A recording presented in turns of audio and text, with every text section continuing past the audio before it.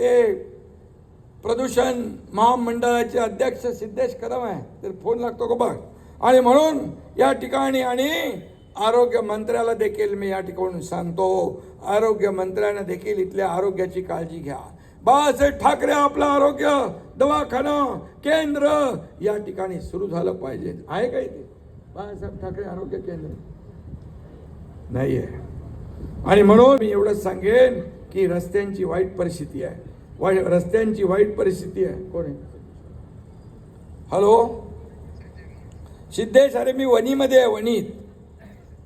इथं प्रदूषण आहे, भरपूर प्रदूषण. तुझं इथं काम आहे तुझं.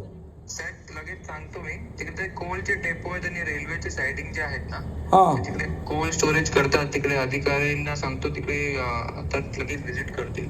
हा कोळशाचा प्रॉब्लेम, कोळशाच्यामुळे हवाई दूषित झाले आणि पाणी दूषित झालंय.